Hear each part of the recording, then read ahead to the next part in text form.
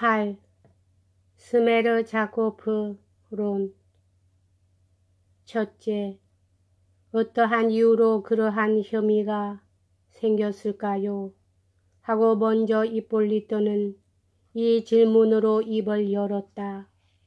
제일 먼저 스메르자코프가 범인이라고 소리친 것은 피고 자신이며 체포되기 직전이었습니다. 그러나 그는 처음 그렇게 소리치고부터 오늘 공판에 이르기까지 스메르자코프의 범죄를 증명할 만한 사실을 무엇 하나 제시하지 못하고 있는 것입니다. 아니, 사실뿐 아니라 단순히 상식 판단으로 수긍할 수 있을 만한 사실의 암시조차도 전혀 제시하지 못하고 있는 것입니다. 그 밖에 스메르자코프의 범죄를 확신하는 사람은 불과 3사람뿐이었습니다. 피고의 두아우와 스베드로바, 이 3사람입니다. 그러나 두아우 중에서 이반은 오늘 처음으로 자기의 의심을 진술했으며 그것도 다툴 여지도 없는 흥분과 광기의 발작이 일어났기 때문입니다. 그전 이 2달 동안에는 우리들도 잘 알고 있듯이 이반은 형의 범죄를 확신하고 있었으며 그러한 생각에 항변할 마음조차 가져본 적이 없었던 것입니다. 그러나 이에 관해서는 나중에 이야기하기로 하겠습니다.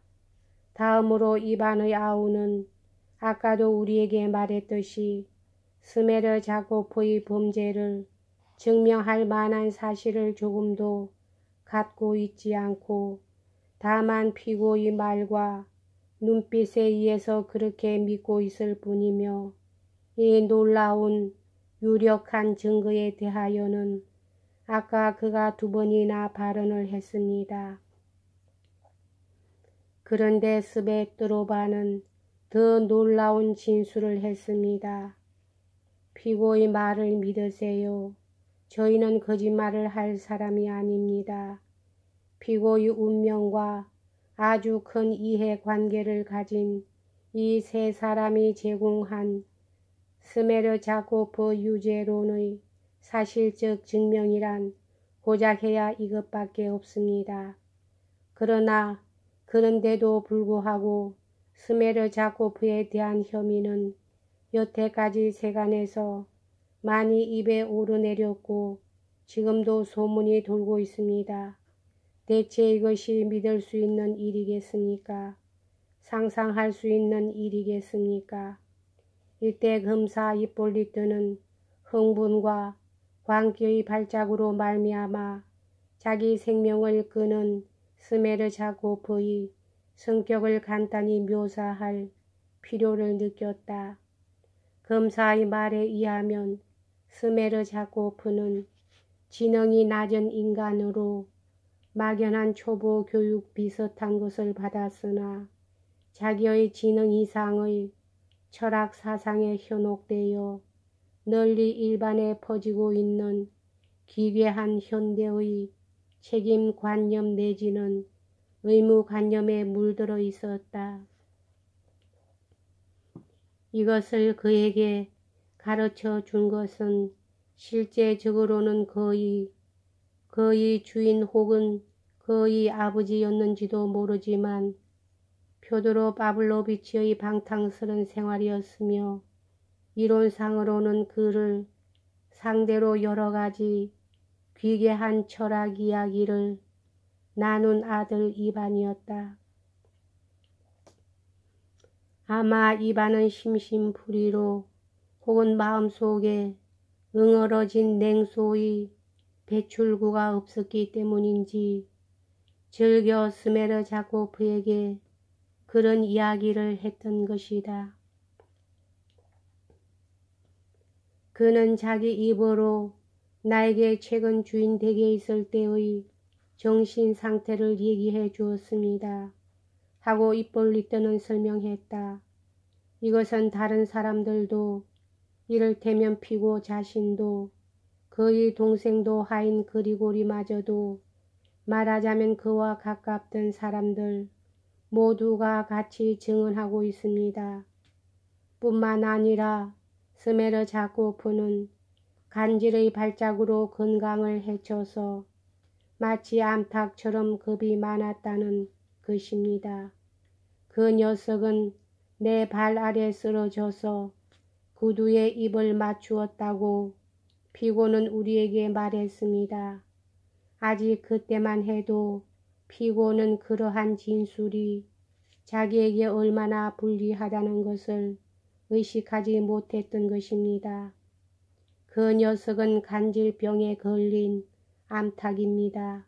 하고 피고는 그 독특한 말투로 스메르 자코프를 평했습니다. 그래서 피고는 그를 자기 부하로 삼고 이것은 피고 자신이 증언하고 있습니다. 마구 협박했기 때문에 결국 그는 피고를 위해서 첩자가 되고 염탐꾼이 되기를 승낙하게 된 것입니다. 이 가정 안의 첩자라는 직무 때문에 그는 자기 주인을 배신하여 돈이 든 봉투의 소재며 주인 방에 들어가는 신호 같은 것을 피고에게 일러 바쳤던 것입니다. 또 어찌 일러 바치지 않을 수 있겠습니까? 죽일 것 같았습니다. 암만 해도 죽일 것만 같았습니다. 하고 그는 신문 때 말했습니다. 벌써 그때는 그를 협박하던 폭군이 붙잡혀서 2번 다시 복수하러 올 염려는 없었는데도 그는 여전히 벌벌 떨고 있었습니다. 그 사람은 밤낮 저를 의심하고 있어서 저는 무서워 떨고 있었었죠. 그래서 어떻게든 그 사람의 노여움을 가라앉히려고 부랴부랴 비밀이란 비밀은 모조리 알아다가 일러 바쳤던 것입니다. 그러면 제가 자기에게 나쁜 생각을 품지 않았다는 것을 알고 아무 일 없이 용서해 줄 알고 말씀입니다. 이것은 스메르 자코프 자신의 말입니다. 나는 이 말을 기록해 두었으므로 정확히 기억하고 있는 것입니다. 흔히 저는 그 사람이 호통만 치면 벼랑간 그 앞에 무릎을 꿇곤 했었지요. 원래 정직한 젊은이라 주인이 분실한 돈을 주어서 돌려주고부터 정직하다는 것이 인정되어 주인의 깊은 신임을 얻고 있었으므로 불행한 스메르 자코프는 은인으로서 사랑하고 있는 주인을 배신한 것이 후회되어 매우 번민했던 것으로 생각하지 않으면 안 됩니다. 박식한 정신병 의사가 증언한 것을 들어보면 심한 간질병을 앓는 사람은 항상 병적으로 부단한 자책에 빠지기 쉬운 것입니다. 그들은 흔히 아무런 근거도 없는데도 걸핏하면 무슨 일에 혹은 어느 누구에 대해서 자기 죄를 인정하고 양심의 가책을 느끼며 번민하기 일쑤입니다. 그들은 항상 과대하게 생각하고 스스로 온갖 죄악이며 범죄를 생각해냅니다. 이런 종류의 인간들은 단순한 공포와 경악 때문에 실제로 범죄자가 되는 일조차 있습니다. 뿐만 아니라 그는 자기 눈앞에서 일어나고 있는 여러 가지 사건으로 해서 무언가 좋지 않은 일이 일어날 것을 예감하고 있었습니다. 표도로의 둘째 아들 이반이 사건 직전 모스크바로 떠나려 했을 때 스메르 자코프는 그에게 제발 가지 말라고 애원했습니다만 그 교박한 성격으로 말미암아 자기가 품고 있는 의구심을 죄다 뚜렷하게 똑똑히 털어놓지 못하고 다만 가볍게 암시를 주는 데 그쳤습니다. 그러나 이반은 그 암시를 깨달아 주지 못했던 것입니다. 여기서 주의할 일은 그가 이반을 자기 보호자처럼 생각하고 이 사람만 집에 있으면 결코 불행은 일어나지 않는다고 믿고 있었던 점입니다.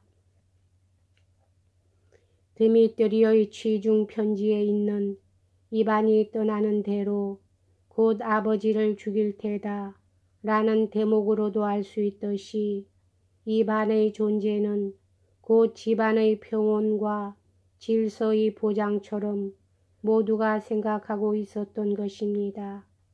그런데 이반은 떠나가 버렸습니다. 그러자 스메르자코프는 젊은 도련님이 떠난 지 1시간 후에 간질의 발작을 일으켰던 것입니다. 이것은 극히 당연한 일이었습니다. 아울러 여기서 말해둬야 할 것은 갖가지 고통과 일종의 절망에 시달리고 있던 스메르자코프가 이 2-3일 특히 강하게 발작의 내섭을 예감하고 있었다는 것입니다.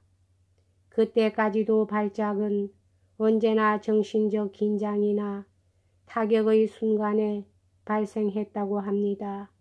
물론 이 발작의 시일을 예측할 수는 없는 일이나 어떤 간질병 환자고 발작이 일어날 듯한 징후를 미리 느낄 수 있다는 것은 이미 의학이 증명하고 있는 일입니다.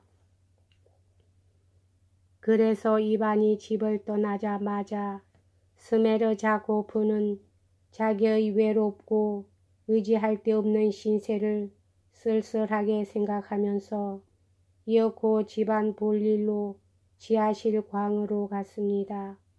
그는 광 층층대를 내려가면서 발작이 일어나지 않을까, 만일 일어나면 어떡하지 하고 생각했습니다. 그러자 그러한 기분, 그러한 상상, 그러한 의문 때문에 언제나 발작 직전에 일어나는 목의 경련이 일어나서 그는 저도 모르게 광바닥으로 굴러떨어지고 만 것입니다. 그런데 세상에는 매우 수고스럽게도 이 가장 자연스러운 사건을 의심해서 그건 일부러 병자의 흉내를 낸 것이다 하고 넌지시 지적을 하는 사람들이 있습니다. 그러나 만일 일부러 한 짓이라면 당장 무엇 때문에 라는 의문이 일어나기 마련입니다. 어떤 타산, 어떤 목적이 있었을까요? 나는 이제 의학을 들추진 않겠습니다. 과학은 잘못이 있을 수도 있다. 의사는 병의 진위를 반드시 분간하지는 못한다. 이렇게 말하는 사람이 있다면 그건 그렇다고 해도 좋습니다. 그러나 그 전에 왜 병자의 신용을 해야 했던가 하는 질문에 먼저 대답해 줘야 합니다.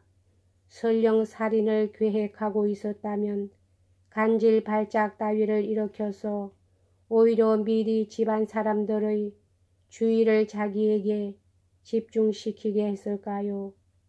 배심은 여러분도 아시겠지만 범행이 있었던 날 밤 표도른의 집에는 마침 방문한 사람까지 합해서 모두 5사람이 있었습니다.